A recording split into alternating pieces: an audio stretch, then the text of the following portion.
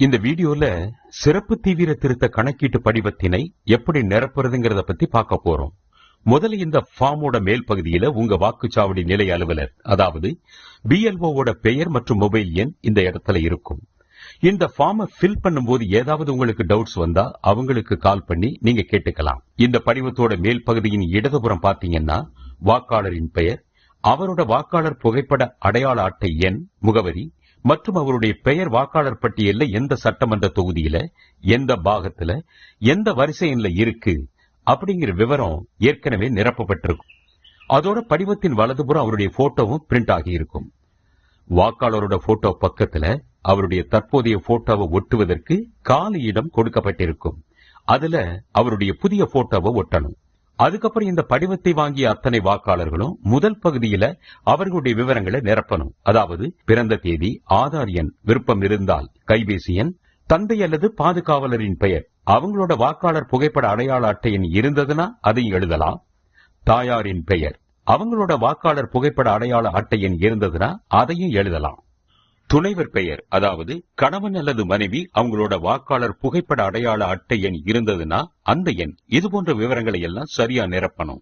அடுத்ததா கீழே இடதுபுறம் உள்ள இரண்டாவது பகுதி, அதாவது முந்தைய சிறப்பு தீவிர திருத்தத்தில் வாக்காளர் பட்டியலில் உள்ள வாக்காளரின் விவரங்கள் அப்படின்னு இருக்கிற பகுதியில அந்த வாக்காளர் அவருடைய பெயர் 2002 அல்லது 2005 வருட சிறப்பு தீவிர திருத்தத்தில் தயார் செஞ்ச வாக்காளர் பட்டியல்ல இருந்தா அந்த பகுதியில கேட்கப்பட்ட விவரங்களை நிரப்பணும். அதாவது வாக்காளர் பெயர் அப்படிங்கிற இடத்துல அவருடைய பெயரை எழுதணும். 2002ல அவருக்கு வாக்காளர் புகைப்பட அடையாள அட்டை எண் இருந்துச்சுன்னா அதோட நம்பர், அப்புறம் உறவினரின் பெயர் என்ற இடத்துல அவருடைய அப்பா, கணவர், பாதுகாவலர், இப்படி அவருக்கு பொருத்தமான உறவினரோட பெயரை எழுதி கீழே உள்ள உறவு முறையையும் எழுதணும்.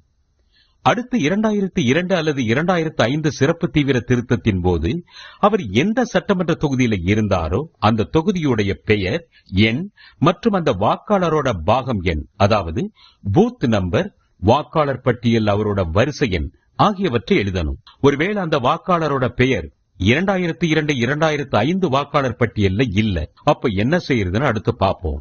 2002 2005 வாக்காளர் பட்டியல் அவர் பெயர் இல்லைன்னா அவரால் இரண்டாவது பகுதியை நிரப்ப முடியாது. அப்போ இந்த மூன்றாவது பகுதியில அவரோட உறவினர், அதாவது அவருடைய அப்பா, அம்மா, தாத்தா, பாட்டி, இவங்கள யாராவது ஒருத்தருடைய பெயர் 2002 2005 வாக்காளர் பட்டியல இருந்ததுன்னா அவங்களுடைய பெயர் 2002ல அவங்களுக்கு வாக்காளர் புகைப்பட அடையாள அட்டை இருந்ததுன்னா அதோட நம்பர், அவங்களோட அப்பா, கணவர் பேரு நிரப்பணும். அடுத்து உறவு முறை அப்படிங்கிற இடத்துல அவர் வாக்காளருக்கு என்ன உறவு முறை அப்படின்னு எழுதணும். அப்புறம் அவர்களோட, அதாவது யார் பெயர் 2002 2005 வாக்காளர் பட்டியல்ல இருக்கோ அந்த பெயர் இருக்கிற சட்டமன்ற தொகுதி பெயர், பாகம் எண், வரிசை எண் எல்லாத்தையும் ஃபில் பண்ணணும். இதை முடிச்ச பின்னாடி கீழே இருக்கக்கூடிய 3 உறுதிமொழியையும் பொருத்தமா ஃபில் பண்ணி வாக்காளரோட கையெழுத்து அல்லது கை ரேகையை இட்டு, அவர் இல்லாத பட்சத்துல அவருடைய குடும்பத்தில் இருக்கிற 18 வயசுக்கு மேற்பட்ட நபரின் கையெழுத்து அல்லது கை ரேகையை பதிவு செஞ்சோ வாக்குச்சாவடி நிலை அலுவலர்கிட்ட கொடுத்துடணும்.